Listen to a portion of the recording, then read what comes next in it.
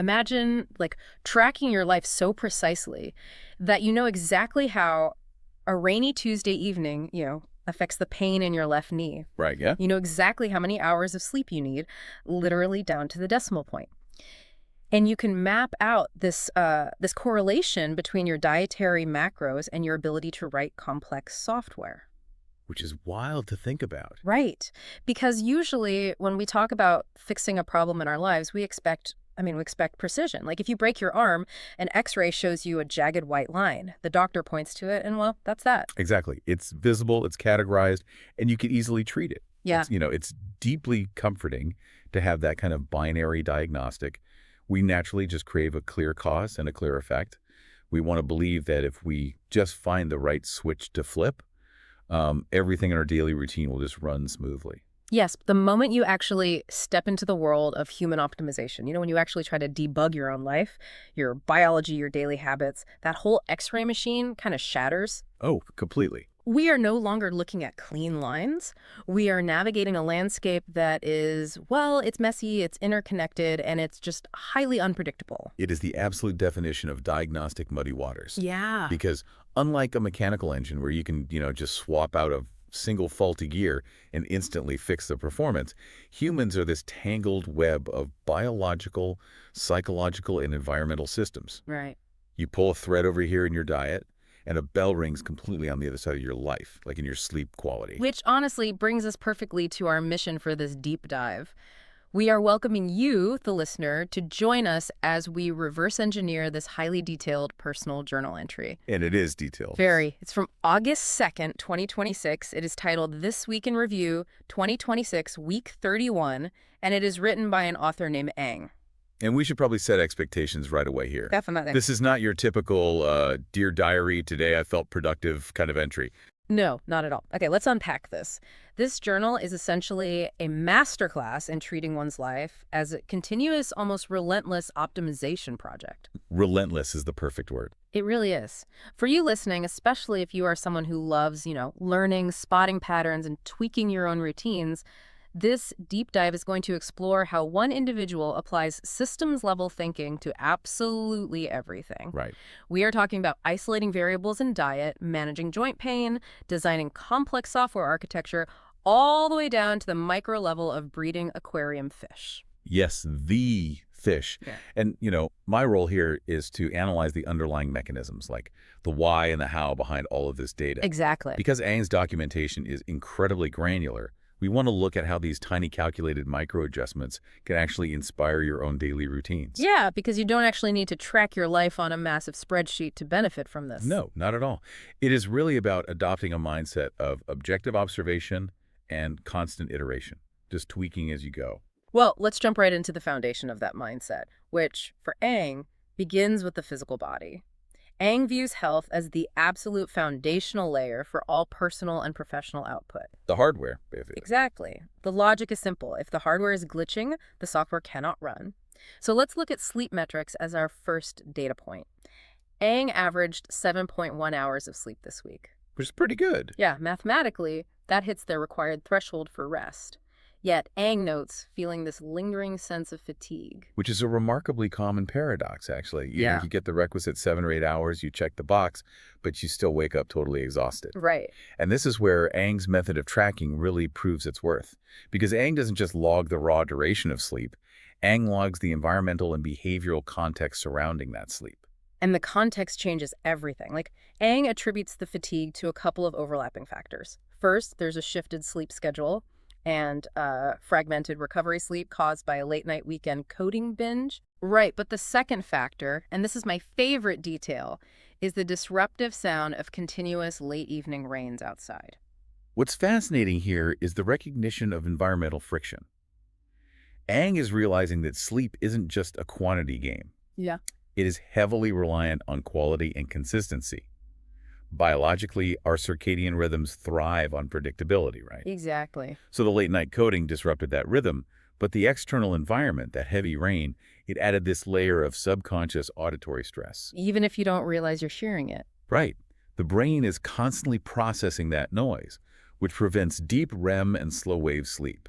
So Aang isn't just complaining about being tired. Aang is actively identifying the specific variables degrading the sleep architecture. Speaking of identifying variables, let's look at how Aang handles physical recovery, because the journal details this ongoing battle with relapsed knee and back pains. Which is tough. It is. But this particular week, those pains have significantly subsided, save for one night where back pain impacted sleep. And Aang's treatment protocol is this intense, multi-pronged approach. What do they do? Well, it's massaging, a heat pad, strength training, and dietary interventions like eating pumpkin seeds and taking specific supplements. Wow. Okay, so that protocol targets multiple physiological mechanisms at once. I mean, the heat pad increases localized blood flow to accelerate tissue repair, while the strength training builds the surrounding musculature to actually support the joints. Right. But the inclusion of pumpkin seeds is particularly strategic, I have to say. Oh, really? Why pumpkin seeds? Well, they are incredibly dense in magnesium and zinc. And those are crucial minerals for muscle relaxation and reducing systemic inflammation. So it is a highly calculated nutritional intervention. See, but here is where tracking the human body gets almost comical, because it highlights how completely impossible it is to isolate variables. Oh, absolutely. I look at this like trying to debug a finicky code base where just, everything is interconnected. Aang tracks daily physical activity, right? Aiming for 6,000 to 8,000 steps. But this week, the step count plummeted to just 4,818. A huge drop. A massive drop. And why? Because that same continuous late evening rain kept Aang from doing gardening chores and running errands. Oh, I see. Right. So Aang wrestles with this paradox in the journal. Like, did the relapsed knee and back pain go away because of the strategic massages, the heat pads, and the pumpkin seeds? Oh. Or did the pain simply vanish because the rain forced a drastic 30% drop in walking and physical activity? It is the ultimate correlation versus causation trap. Totally. Aang is actively A/B testing their own body, but realizes they have introduced way too many variables simultaneously. I mean, if you change your supplement stack, apply heat therapy, and accidentally force your body into a state of physical rest, you cannot definitively pinpoint which variables solve the joint pain. Yeah, you can't just reboot the human machine in SACE mode to test one thing at a time. The system is always running. That is the reality of biology. But, pay attention to Aang's reaction to this diagnostic uncertainty. Aang writes, "Nevertheless, I'll proceed with slightly adjustments here and there, whichever works." Oh, which is a great attitude. It really is. That is the golden takeaway for you listening. The goal of this kind of intense tracking isn't to achieve publishable scientific certainty, Right. The goal is forward momentum and pain relief. Aang embraces the murky data and just keeps iterating. Like, when the heavy rain ruins the plan to go outdoor swimming, Aang doesn't scrap the concept of exercise entirely. No, Aang immediately pivots to evaluating indoor swimming facilities and even starts researching new home strength equipment. And the underlying lesson there is that sustainable health habits do not require rigid perfection. They require flexible adaptation. Yeah, that makes sense. When external factors, like a week of torrential rain, interfere with your optimized plans, you don't abandon the system. You simply reroute the system to achieve the exact same outcome. And that systematic rerouting, it extends heavily into Aang's diet, too. Aang notes a slight weight drop down to 69.79 kilograms, but just immediately dismisses it as mere water weight fluctuation caused by the shifted sleep schedule impacting mealtimes. That is some serious self-awareness. Seriously, the dietary precision is wild. Aang adheres to what they call a 2-21 diet. Okay, what is that? So this is a specific ratio of plants to protein to carbohydrates. There's also a strict 70% fullness rule, intermittent fasting on a 16-8-52 schedule, and a mandate of 2 to 3 sardine intakes per week. Wow. Yeah. And the meals are hyper consistent. We're talking oatmeal, soft-boiled eggs, cooked salads, and miso noodle soup. Okay, we really need to break down those dietary mechanics because they are intense. Let's start with that 6-8-5-2 fasting schedule, which honestly sounds like a math equation. It does sound like one. It is actually a combination of two popular fasting protocols. The 168 refers to fasting for 16 hours a day and eating all meals within an 8-hour window, which, optimizes insulin sensitivity. Right. But combining that with 52, which is eating normally for 5 days and severely restricting calories for 2 days a week, that requires immense metabolic discipline. And the food choices within those windows, they are highly targeted. Like the weekly sardine intake isn't just a random craving. No, definitely not. Sardines are loaded with omega-3 fatty acids, which directly lubricate joints to fight that knee pain we mentioned earlier, and they provide essential lipids for high-level brain function. And then there is the 70% fullness rule, right? Which is a concept deeply rooted in Okinawan culture known as hara-hachi-bu. Oh, I've heard of that. Yeah. The biological mechanism here is energy preservation. Digestion takes a massive amount of physiological energy. So by stopping before you are completely full, you prevent that lethargic, heavy feeling. Aang is intentionally preserving metabolic energy so it can be redirected. Redirected straight to the brain, which is actually the perfect transition here because Aang's meticulous tracking of these physical inputs, the omega-3s, the fasting, the sleep data, it all serves a higher purpose. Right. It fuels their ability to tackle incredibly dense cognitive work. Once the physical body is maintained, the brain is freed up to build, and Aang is building some serious architecture in the digital realm. The transition from biological systems to digital systems in this journal is entirely seamless. To Aang, they are just different layers of the same overarching architecture. Let's examine those digital inputs and outputs. Aang is prolific, writing 3 journal posts daily. 3 a day. 3 a day. But recently, Aang has leveraged AI to build custom tools that streamline this entire process. We're talking about automating the generation of podcasts and YouTube videos just to eliminate massive amounts of manual labor. Which requires a very high degree of technical fluency. I mean, Aang isn't just downloading out-of-the-box software and clicking run. Aang is customizing artificial intelligence to act as a highly tailored personal automation layer. And that fluency is totally backed up by Aang's coding ecosystem. The journal mentions making daily pull requests, which, for anyone unfamiliar, is essentially submitting a proposed code change to a shared project and asking the maintainers to review and merge it. Right. But Aang is doing this across a staggering stack of languages. We are talking Go, Python, Elixir, Erlang, Rust, and Haskell. To give you a sense of scale, that list of languages represents wildly different paradigms of programming. It really does. It is like being fluent in 5 different types of mathematics. Yeah. Haskell, for example, is purely functional. It is incredibly rigorous and abstract. Yeah. Rust focuses heavily on memory safety. Think of it as building a house where the tools automatically prevent you from accidentally knocking down a load-bearing wall. That's a great way to put it. And then Erlang was built for massive concurrency, originally designed for telecommunications. It is like a telephone switchboard operator handling a million calls at once without dropping a single line. Bouncing between these languages requires a mind that thrives on extreme complexity. But, the emergence of AI in this space has triggered a very specific, slightly melancholic sentiment for Aang. Oh, how so? Well, Aang notes that the rise of large language models has stripped away some of the social aspect and meaning of coding. The manual, laborious tasks that used to force human developers to collaborate, share knowledge and struggle together are now just delegated to silent AI agents. Yeah, I mean, Aang is grieving a cultural shift there. The human connection, the shared struggle of collaborative problem solving, is being automated away. It feels isolating. Here's where it gets really interesting, though. I understand the nostalgia, I do, but I have to push back on this sentiment. Okay, let's hear it. Let's use the analogy of a high-end restaurant kitchen. Think of AI as an automated sous chef. If you're the head chef, is the art of cooking losing its soul just because a machine is now chopping all the onions and peeling the potatoes in the background? That's a fair point. Or is the head chef finally liberated to focus entirely on the recipe, the flavor profile, and the grand architecture of the meal?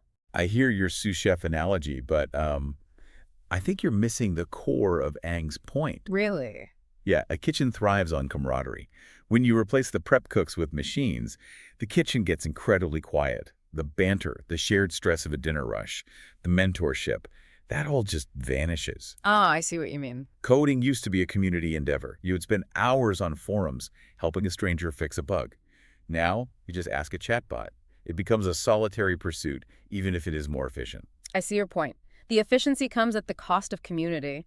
And ironically, Aang seems to completely embrace that efficiency on a practical level anyway. Oh, for sure. Because later in the entry, Aang expresses sheer frustration that large organizations aren't using AI enough. Aang argues that official maintainers should be using AI to automatically generate API and SDK libraries for different programming languages. Right, which makes a lot of sense. It does. To translate that for a second, if you write a brilliant program in Python, Someone using Ruby can't easily talk to it unless you build them a translation dictionary, an API, or SDK wrapper. It is tedious boilerplate work. Aang believes maintainers should automate this rather than leaving the grunt work to the community. If we connect this to the bigger picture, Aang's frustration is about the responsible allocation of human intelligence. Yes, precisely. Aang sees AI not as a replacement for high-level architectural thought, but as a utility that should handle the boilerplate translation tasks.